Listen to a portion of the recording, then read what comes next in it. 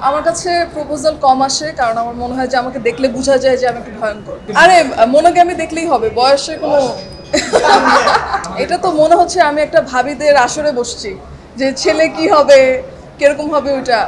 আমি তো অনেক excited. She is my favourite personally বলি বা as an actress she is my favourite and আমি আজকে তার বার্থডে প্লাস এটা সাপোর্ট করতে এসেছি। I think when she is there it's going to be something amazing. আমি তো জেফার দিকে এখন চলে যাব। জেফারকে বাংলাদেশের জেফারকে এই প্রজন্মের ছেলে মেয়ে সবাই প্রচুর পছন্দ করে। জীবনে কতবার প্রপোজাল পাওয়া হয়েছে? আমার কাছে প্রপোজাল কম আসে কারণ আমার মনে হয় যে আমাকে দেখলে বোঝা যায় যে আমি একটু ভয়ঙ্কর।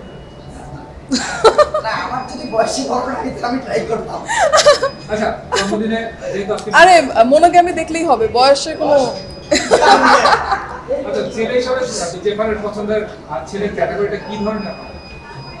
এটা তো মনে হচ্ছে আমি একটা ভাবিদের আসরে বসছি যে ছেলে কি হবে কিরকম হবে ওইটা। অনেস্টলি মেন্টালিটিটাই মেইন। আমার কাছে মনে হয় মেন্টালিটি মিললে I think rest will fall into the places. সামনে অ্যাকচুয়ালি অনেকগুলো ধামাকা রেডি। আমার ভিডিওস শ্যুট করা শেষ, এখন গান বের হবে। ফিল্মটার জন্য ওয়েট করছিলাম, ওটা বের হয়ে গেল। সো এখন হচ্ছে গান, এখন আবার গান দিয়ে ব্যাক করতেছি। সো অনেকগুলো গান রেডি হয়েছে, এগুলো আসতেছে। একটু আসতে যাব, ব্যাপারটাতে একটু আসতে যাব, যেহেতু আমি আসলে সঙ্গীত শিল্পী, ওটাই আমার ফার্স্ট কাজ। মনোগ্যামি ফার্স্ট হলো অ্যান্ড খুবই ভালো রেসপন্স পাচ্ছি। আমার অ্যাক্টিং নিয়ে অনেকেই সবাই অ্যাকচুয়ালি আমাকে অনেক অ্যাপ্রিসিয়েট করছে, উইচ ইজ সারপ্রাইজিং, কারণ আমি তো আসলে অ্যাক্টিং করি নাই আগে। আর এছাড়া কাজ করব, অ্যাক্টিং ডেফিনেটলি সামনে করব, বাট খুবই চিন্তা করে আর কি। ওই লুকটা কিন্তু আমার এখনও এক্সিস্ট করে, ওই লুকটা আছে এখনও। আমি যখন শো করতে যাই তখন কিন্তু আমি ওই লুকটাতেই যাই, কারণ হচ্ছে অ্যাজ অ্যান আর্টিস্ট বা অ্যাজ এ মিউজিশিয়ান আমি ওইটাই আসলে।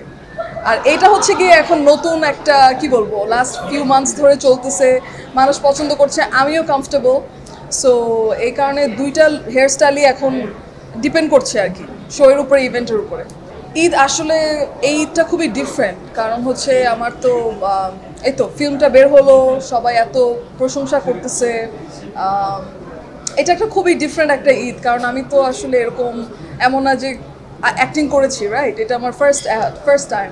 সো এটা খুবই ডিফারেন্ট ছিল অ্যান্ড এরকম একটা টিমের সাথে কাজ করতে পেরে, স্পেশালি ফারুকি ভাইয়ের মতো ডিরেক্টর, চঞ্চল ভাইয়ের মতো কো অ্যাক্টর, দিস ইজ কি বলবো, what can I ask for, এর থেকে বেশি। খুবই ভালো সারা, কারণ হচ্ছে আমার কাছে মনে হয় যে বেশিরভাগ মানুষ ভেবেছে জেফার তো গান করে, ও আর কি অ্যাক্টিং করবে। তো আমার কাছে মনে হয় যেহেতু ওদের এক্সপেকটেশন লো ছিল, এখন দেখার পরে আমি ভালোই অ্যাপ্রিসিয়েশন পাচ্ছি। আমি তো গায়িকাই মেইন, আমি আসলে সঙ্গীত শিল্পী মেইনলি। আমি আমার ওই জায়গাটা তো খুবই কি বলবো, ওইটা চেঞ্জ হবে না, এটা ফিক্স থাকবে। আর অ্যাক্টিংটা হচ্ছে গিয়ে শখে আমি করব, প্রজেক্ট বুঝে, ডিরেক্টর বুঝে, সব কিছু বুঝে। So that's the plan for now. এইবার একটা ডিফারেন্ট, কারণ হচ্ছে গিয়ে আমাকে যখন ফারুকি ভাই অফারটা দেয়, এরকম একজন গুণী ডিরেক্টর যখন অফার দিবে, তখন ডেফিনেটলি এটা একটা ভাবারই বিষয় ছিল আমার জন্য।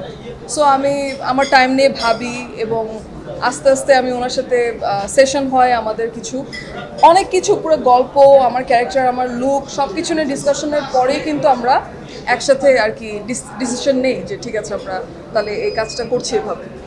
বাট নেক্সট থেকে অ্যাকচুয়ালি আমার কাছে মনে হয় যে পুরো ব্যাপারটা আরও ডিফারেন্ট হবে। আমি চেষ্টা করব যে মনোগ্যামিতে তো কাইন্ড অফ আমাকে মানুষ আগে অ্যাক্টিং করতে দেখে নাই বলে হয়তো বা ওই রিফ্রেশিং ব্যাপারটা ছিল, কিন্তু নেক্সট আমি যখন কাজ করব আমার আরও এক্সট্রা হার্ডওয়ার্ক করতে হবে। সো নেক্সট টাইম আমার গল্প বলি, ক্যারেক্টার বলি, ডিরেক্টর, টিম, সব কিছু মিলিয়ে আমার কাছে মনে হয় যদি আমার কাছে ইন্টারেস্টিং, চ্যালেঞ্জিং কিছু মনে হয়, ঠিক তখনই আমি করব। কীভাবে ব্যাখ্যা করব? খুবই স্ট্রেট ফরওয়ার্ড, অনেস্ট এবং কাজের প্রতি খুবই অনেস্ট একজন মানুষ আমি।